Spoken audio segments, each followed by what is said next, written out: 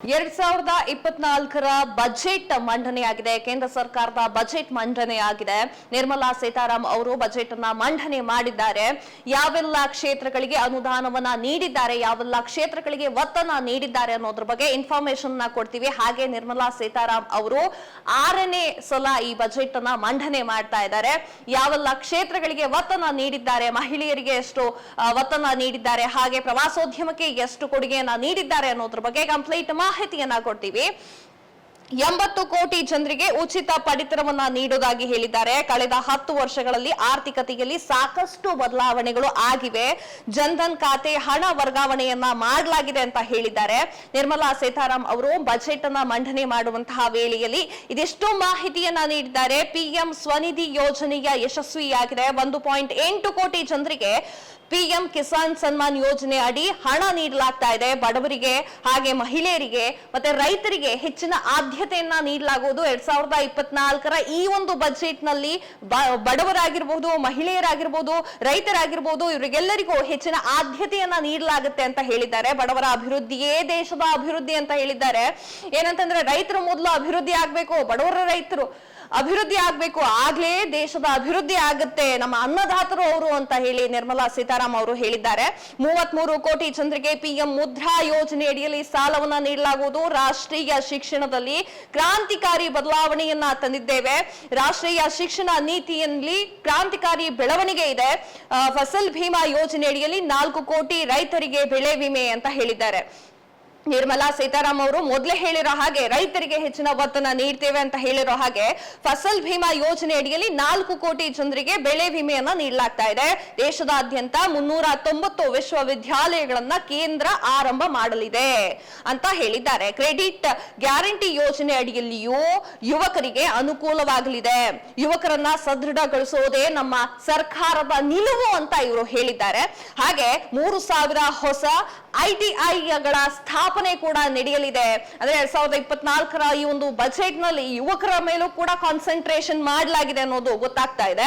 ವಿಶ್ವದ ಸಮಸ್ಯೆಗಳಿಗೆ ಭಾರತ ಪರಿಹಾರವನ್ನ ನೀಡಿದೆ. ಸ್ಟೀಲ್ ಇಂಡಿಯಾ ಯೋಜನೆಯ ಅಡಿಯಲ್ಲಿ 1.4 ಕೋಟಿ ಯುವಕರಿಗೆ ತರಬೇತಿಯನ್ನ ನೀಡಲಾಗುತ್ತೆ ಅಂತ ಕೂಡ ಇವರು ಹೇಳಿದ್ದಾರೆ. 1 ಕೋಟಿ ಮನೆಗಳಿಗೆ ಸೌರ ವಿದ್ಯುತ್ ಅನ್ನ ನೀಡಲಾಗುತ್ತೆ. 2024ರ ಅಂದ್ರೆ 2047ರ ವೇಳೆಯಲ್ಲಿ ಅಂದ್ರೆ 1947ರಲ್ಲಿ ಏನ್ ಸ್ವಾತಂತ್ರ್ಯ ಸಿಕ್ಕಿದೆ ಅಲ್ಲ, ಈಗ 2047ಕ್ಕೆ 100 ವರ್ಷ ಕಂಪ್ಲೀಟ್ ಆಗುತ್ತೆ. ಆ ಕಂಪ್ಲೀಟ್ ಆಗಿರುವಂತಹ ದಿನಕ್ಕೆ ಆ ವೇಳೆಯಲ್ಲಿ ವಿಕಸಿತ ಭಾರತ ಮಾಡುವುದೇ ನಮ್ಮ ಗುರಿ ಅಂತ ಇವರು ಹೇಳಿದ್ದಾರೆ. ಅಂದ್ರೆ ಭಾರತ ಅಭಿವೃದ್ಧಿ ಹೊಂದುತ್ತಿರುವ ದೇಶದ ಅಂತ ಹೇಳೋ ಬದಲು ಹೊಂದಿರುವ ದೇಶ ಮಾಡುವಂತದ್ದು ನಮ್ಮ ಗುರಿ ಅಂತ ಹೇಳಿದ್ದಾರೆ. 5 ವರ್ಷಗಳಲ್ಲಿ 3 ಕೋಟಿ ಹೊಸ ಮನೆಗಳ ನಿರ್ಮಾಣ ಮಾಡಲಿದ್ದಾರೆ. ಆಶಾ ಕಾರ್ಯಕರ್ತೆಯರಿಗೆ ಆಯುಷ್ಮಾನ್ ಭಾರತ ಯೋಜನೆ ಮಾಡಲಿದ್ದಾರೆ. 9 ರಿಂದ 14 ವರ್ಷದ ಬಾಲಕಿಯರಿಗೆ ಕ್ಯಾನ್ಸರ್ ಅನ್ನ ತಡೆಗಟ್ಟಲು ಲಸಿಕೆಯನ್ನ ಕೂಡ ನೀಡಲಾಗುತ್ತೆ ಅಂತ ಅವರು ಹೇಳಿದ್ದಾರೆ. ಅಂದ್ರೆ ಮಕ್ಕಳ ಬಗ್ಗೆನೂ ಕಾನ್ಸಂಟ್ರೇಟ್ ಮಾಡಿದ್ದಾರೆ. ಈ ಒಂದು 2024ರ ಕೇಂದ್ರದ ಬಜೆಟ್ ನಲ್ಲಿ ಮಕ್ಕಳನ್ನು ಬಿಟ್ಟಿಲ್ಲ, ಅವರನ್ನು ಕೂಡ ಕಾನ್ಸಂಟ್ರೇಟ್ ಮಾಡಿದ್ದಾರೆ. ಅವರಿಗೆ ಯಾವ ತರ ಹೆಲ್ಪ್ ಅನ್ನ ಮಾಡೋಕ್ಕಾಗುತ್ತೆ ಅಂತ ಅವರು ನೋಡಿದ್ದಾರೆ. ಹೊಸ ಮೆಡಿಕಲ್ ಕಾಲೇಜು ಸ್ಥಾಪನೆಗೆ ಸಮಿತಿಯನ್ನ ರಚನೆ ಮಾಡಲಾಗಿದೆ. ದೇಶದಲ್ಲಿ ಹಾಲು ಉತ್ಪಾದನೆ ಕೂಡ ಹೆಚ್ಚಾಗಬೇಕು ಅನ್ನುವಂತಹ ಗುರಿಯನ್ನ ನಿರ್ಮಲಾ ಸೀತಾರಾಮ್ ಅವರು ಬಜೆಟ್ ನಲ್ಲಿ ಹೇಳಿದ್ದಾರೆ. ಡೇರಿ ಉತ್ಪಾದನೆಗಳಿಗೆ ಹೆಚ್ಚಿನ ಒತ್ತನ್ನ ನೀಡಲಾಗುತ್ತೆ ಅಂತ ಬಜೆಟ್ ನಲ್ಲಿ ಹೇಳಲಾಗಿದೆ. ಕಿಸಾನ್ ಸಂಪದ ಯೋಜನೆ ಅಡಿಯಲ್ಲಿ 38 ಲಕ್ಷ ರೈತರಿಗೆ ಲಾಭ ಬರಲಿದೆ. ಮೀನುಗಾರರ ಮೇಲೂ ಕಾನ್ಸಂಟ್ರೇಟ್ ಮಾಡಿದ್ದಾರೆ. ಮೀನುಗಾರರಿಗೆ ಹೊಸ ಸಚಿವಾಲಯ ಆರಂಭವಾಗ್ತಾ ಇದೆ. ರೈತರ ಆದಾಯ ದ್ವಿಗುಣಕ್ಕೆ ಆದ್ಯತೆ. ಆಗ ಹೇಳಿದ ಹಾಗೆ ರೈತರನ್ನ ಕಾನ್ಸಂಟ್ರೇಟ್ ಮಾಡಿದ್ದಾರೆ, ಯುವಕರನ್ನ ಕಾನ್ಸಂಟ್ರೇಟ್ ಮಾಡಿದ್ದಾರೆ, ಮಹಿಳೆಯರನ್ನ ಕಾನ್ಸಂಟ್ರೇಟ್ ಮಾಡಿದ್ದಾರೆ. ಯಾರನ್ನು ಬಿಟ್ಟಿಲ್ಲ ಅಂತ ಆಗಬಾರ್ದು. 2024ರ ಲೋಕಸಭಾ ಎಲೆಕ್ಷನ್ ಬರ್ತಾ ಇರುವಂತಹ ಸಮಯದಲ್ಲಿ 2024ರಲ್ಲಿ ಈ ಒಂದು ಮಧ್ಯಂತರ ಏನಿದೆ, ಮಧ್ಯಂತರ ಬಜೆಟ್ ನಲ್ಲಿ ಯಾರನ್ನೂ ಬಿಟ್ಟಿಲ್ಲ ಅಂತ ಆಗ್ಬಾರ್ದು ಅನ್ನೋ ಕಾರಣಕ್ಕೋಸ್ಕರ ಎಲ್ಲರನ್ನೂ ಕೂಡ ಕಾನ್ಸಂಟ್ರೇಟ್ ಮಾಡಿದ್ದಾರೆ. ರೈತರ ಆದಾಯ ದ್ವಿಗುಣಕ್ಕೆ ಆದ್ಯತೆ. ಮತ್ಸ್ಯ ಸಂಪದ ಯೋಜನೆಗಳಿಂದ 55 ಲಕ್ಷ ಉದ್ಯೋಗವನ್ನ ಸೃಷ್ಟಿ ಮಾಡುವುದು. ದೇಶದಲ್ಲಿ ತಂತ್ರಜ್ಞಾನದ ಬೆಳವಣಿಗೆ ಆಗಿದೆ. ವಂದೇ ಭಾರತ್ ಮಾದರಿಯ ಬೋಗಿಗಳನ್ನ ಪರಿವರ್ತನೆ ಮಾಡುವುದು. 1 ಲಕ್ಷದವರೆಗೆ ಬಡ್ಡಿ ರಹಿತ ಸಾಲವನ್ನ ನೀಡುವುದು. ವಿಮಾನದ ಅಭಿವೃದ್ಧಿಗೆ ಆದ್ಯತೆಯನ್ನ ಕೊಡುವುದು. ಸಣ್ಣ ಪುಟ್ಟ ನಗರಗಳು ಮೆಟ್ರೋ ವಿಸ್ತರಣೆಗಳನ್ನ ಮಾಡೋದು. ಅಂದ್ರೆ ಚಿಕ್ಕ ಪುಟ್ಟ ನಗರಗಳಿಗೆ ಮೆಟ್ರೋ ಬರಬೇಕು, ದೊಡ್ಡ ದೊಡ್ಡ ನಗರಗಳಿಗೆ ಮೆಟ್ರೋ ಹೇಗಿದೆಯೋ ಹಾಗೆ ಚಿಕ್ಕ ಪುಟ್ಟ ನಗರಗಳಿಗೂ ಮೆಟ್ರೋ ಬರಬೇಕು ಅನ್ನುವಂಥ ನಿಟ್ಟಿನಲ್ಲಿ ಈ ಬಜೆಟ್ ಅನ್ನ ಇಡಲಾಗಿದೆ ಅನ್ನೋದ್ರಲ್ಲಿ ತಪ್ಪೇನಿಲ್ಲ. ಲಕ್ಷದ್ವೀಪ ಇದೀಗ ಪ್ರಸಿದ್ಧ ತಾಣವಾಗಿ ಆಗುತ್ತೆ. ಲಕ್ಷದ್ವೀಪಕ್ಕೆ ಕಾನ್ಸಂಟ್ರೇಟ್ ಮಾಡ್ತಾ ಇದ್ದಾರೆ. ಮಾಲ್ಡೀವ್ಸ್ ಹಾಗೆ ಏನ್ ಲಕ್ಷದ್ವೀಪದ ತಕರಾರಿತ್ತಲ್ಲ, ಆ ಕಾರಣಕ್ಕೋಸ್ಕರ ಲಕ್ಷದ್ವೀಪದ ಅಭಿವೃದ್ಧಿಗೋಸ್ಕರ ಹಣವನ್ನ ಮೀಸಲು ಇಡುವಂತಹ ಯೋಜನೆಗಳು ಕೂಡ ಬರ್ತಾ ಇದೆ. ಎಲೆಕ್ಟ್ರಿಕಲ್ ವಾಹನಗಳ ಉತ್ಪಾದನೆಗೆ ಹೆಚ್ಚಿನ ಆದ್ಯತೆಯನ್ನ ನೀಡಲಾಗ್ತಾ ಇದೆ ಅಂತ ಹೇಳಲಾಗ್ತಾ ಇದೆ. ಪ್ರವಾಸೋದ್ಯಮನೂ ಬಿಟ್ಟಿಲ್ಲ, ಪ್ರವಾಸೋದ್ಯಮದಲ್ಲೂ ಕೂಡ ಕಾನ್ಸಂಟ್ರೇಟ್ ಮಾಡಿದ್ದಾರೆ, ಅಲ್ಲೂ ಕೂಡ ಹೆಚ್ಚಿನ ಆದ್ಯತೆಯನ್ನ ಕೊಟ್ಟಿದ್ದಾರೆ. ಪ್ರವಾಸೋದ್ಯಮಕ್ಕೆ 75,000 ಕೋಟಿ ರೂಪಾಯಿಯನ್ನ ಮೀಸಲು ಇಡಲಾಗ್ತಾ ಇದೆ ಅನ್ನುವಂಥದ್ದು ಕೂಡ, ಅಂದ್ರೆ ಹೆಚ್ಚು ಪ್ರವಾಸಿಗರು ಬರ್ಲಿ, ಆ ಪ್ರವಾಸಿ ತಾಣವನ್ನ ಅಭಿವೃದ್ಧಿಯನ್ನ ಪಡಿಸಬೇಕು ಅನ್ನುವಂಥ ನಿಟ್ಟಿನಲ್ಲಿ ಈ ಒಂದು ಕೆಲಸವನ್ನ ಮಾಡ್ತಾ ಇದ್ದಾರೆ. ಈ ಒಂದು ಬಜೆಟ್ ನಲ್ಲಿ ಹೆಚ್ಚಿನ ಒತ್ತನ್ನ ಪ್ರವಾಸೋದ್ಯಮಕ್ಕೆ ಕೊಡ್ತಾ ಇದ್ದಾರೆ. ಲಕ್ಷದ್ವೀಪದ ಅಭಿವೃದ್ಧಿಗೆ ಆದ್ಯತೆಯನ್ನ, ಆಗ ಹೇಳಿದ ಹಾಗೆ ಲಕ್ಷದ್ವೀಪದ ಅಭಿವೃದ್ಧಿಗೆ ಹೆಚ್ಚಿನ ಆದ್ಯತೆಯನ್ನ ಕೊಡ್ತಾ ಇದ್ದಾರೆ. ಮೋದಿ ಅವರಲ್ಲಿ ಫೋಟೋ ಶೂಟ್ ಅನ್ನ ಮಾಡ್ಕೊಂಡಿದ್ರು.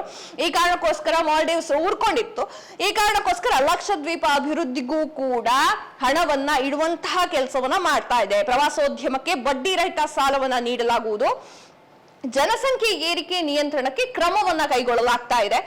ಹಾಲಿನ ತೆರಿಗೆ ಪದ್ಧತಿಗೆ ಮುಂದುವರಿತಾ ಹೋಗುತ್ತೆ. ಹಾಲಿಂದು ಏನ್ ತೆರಿಗೆ ಪದ್ಧತಿ ಇರುತ್ತಲ್ಲ ಅದು ಮುಂದುವರಿತಾ ಹೋಗುತ್ತೆ ಅಂತ ಇವರು ಮಾಹಿತಿಯನ್ನ ನೀಡಿದ್ದಾರೆ. ಅಂದ್ರೆ ಏನು ಬಜೆಟ್ ಇತ್ತಲ್ಲ ಆ ಬಜೆಟ್ ನಲ್ಲಿ ಇದಿಷ್ಟು ಮಂಡನೆಯನ್ನ ಮಾಡಿದ್ದಾರೆ. ಈ ಬಜೆಟ್ ನಲ್ಲಿ ಮಹಿಳೆಯರಿಗಾಗ್ಲಿ, ರೈತರಿಗಾಗ್ಲಿ, ಹಾಗೆ ಯುವಕರಿಗಾಗ್ಲಿ, ಪ್ರವಾಸೋದ್ಯಮಕ್ಕಾಗಿ ಹೆಚ್ಚಿನ ಒತ್ತನ್ನ ನೀಡಲಾಗ್ತಾ ಇದೆ. ಯುವಕರೇ ಈ ದೇಶದ ಮುಂದೆ ನೋಡ್ಕೊಳ್ಳೋರು ಯುವಕರೇ ಅಲ್ವಾ. ಸೊ ಯುವಕರಿಗೆ ಯಾವ್ದು ಬೇಕು, ಅನುದಾನ ಯಾವ್ದು ಬೇಕು ಅದ್ರ ಬಗ್ಗೆ ಕಾನ್ಸಂಟ್ರೇಟ್ ಮಾಡಲಾಗ್ತಾ ಇದೆ. ರೈತರು ಅನ್ನ ಕೊಡುವಂತಹ ದೇವರು, ಅವರಿಗೂ ಕೂಡ ಈ ಬಜೆಟ್ ನಲ್ಲಿ ಕಾನ್ಸಂಟ್ರೇಟ್ ಮಾಡಲಾಗ್ತಾ ಇದೆ. ಅವರಿಗೆ ಅಂತ ಹಣವನ್ನ ಇಡಲಾಗ್ತಾ ಇದೆ. ಇನ್ನೊಂದು ವಿಚಾರ ಹೇಳಬೇಕು ಅಂದ್ರೆ ಮಹಿಳೆಯರಿಗೂ ಕೂಡ ಹೆಚ್ಚಿನ ಒತ್ತನ್ನ ನೀಡಲಾಗ್ತಾ ಇದೆ. 2017-18 ಸರ್ವೆಯ ಪ್ರಕಾರ 23% ಮಹಿಳೆಯರು ಕೆಲಸಕ್ಕೆ ಹೋಗಿ ದುಡಿತಿದ್ರಂತೆ. ಈಗ 2022-23ರಲ್ಲಿ ಏನಾಗಿದೆ ಅಂದ್ರೆ 37% ಮಹಿಳೆಯರು ಮನೆಯಿಂದ ಹೊರಗೆ ಬಂದು ದುಡಿತಾ ಇದ್ದಾರೆ ಅನ್ನುವಂಥದ್ದು ಮಾಹಿತಿ ಕೂಡ ಇದೆ. 30 ಕೋಟಿ ಮುದ್ರಾ ಯೋಜನೆಯ ಸಾಲವನ್ನ ನೀಡಲಾಗ್ತಾ ಇದೆ. ಅದು ಮಹಿಳೆಯರಿಗೆ ಉದ್ಯಮಿಗಳಾಗಿ, ಅಂದ್ರೆ ಮಹಿಳೆಯರು ಉದ್ಯಮಿ ಆಗಬೇಕು, ಅವರು ಹೆಚ್ಚು ಅಭಿವೃದ್ಧಿಯನ್ನ ಪಡಬೇಕು, ಅಭಿವೃದ್ಧಿ ಆಗ್ಬೇಕು ಮಹಿಳೆಯರು ಅನ್ನುವಂತಹ ನಿಟ್ಟಿನಲ್ಲಿ ಈ ಬಜೆಟ್ ಮಂಡನೆ ಆಗ್ತಾ ಇದೆ. ಮಹಿಳೆಯರಿಗೆ ಹೆಚ್ಚಿನ ಸ್ಥಾನಮಾನವನ್ನ ಕೊಡಲಾಗ್ತಾ ಇದೆ. ಈ ಬಜೆಟ್ ನಲ್ಲಿ ಹೆಚ್ಚಿನ ಸಂಖ್ಯೆಯಲ್ಲಿ ಮಹಿಳೆಯರ ದಾಖಲಾತಿ ಹೆಚ್ಚಳ, 10 ವರ್ಷಗಳಲ್ಲಿ 28% ಶಿಕ್ಷಣ, ಅವರಿಗೆ ಶಿಕ್ಷಣ ಕೂಡ ಅಗತ್ಯ ಇದೆ ಮಹಿಳೆಯರಿಗೆ. ಆ ಶಿಕ್ಷಣಕ್ಕೂ ಕೂಡ ಒತ್ತನ್ನ ನೀಡಲಾಗ್ತಾ ಇದೆ. 1 ಕೋಟಿ ಮಹಿಳೆಯರಿಗೆ 83 ಲಕ್ಷ ನೆರವು, ಸ್ವಸಹಾಯ ಸಂಘದಿಂದ ನೆರವು ಕೂಡ ಕೊಡಲಾಗ್ತಾ ಇದೆ. ಈ ಒಂದು ಬಜೆಟ್ ನಲ್ಲಿ ಮಹಿಳೆಯರಿಗಾಗಿರ್ಬಹುದು, ಅಥವಾ ಯುವಕರಿಗಾಗಿರ್ಬಹುದು, ಅಥವಾ ಮೀನುಗಾರರಿಗಾಗಿರ್ಬಹುದು, ಹಾಗೆ ಪ್ರವಾಸೋದ್ಯಮ ಯುವಕರಿಗೆ, ರೈತರಿಗೆ, ವಿದ್ಯಾರ್ಥಿಗಳಿಗೆ ಹೆಚ್ಚಿನ ಒತ್ತನ್ನ ನೀಡಿದೆ. 2024ರ ಈ ಒಂದು ಬಜೆಟ್ ಮಧ್ಯಂತರದ ಬಜೆಟ್ ಅಂತ ಹೇಳಿದ್ರೆ ತಪ್ಪಾಗಲ್ಲ.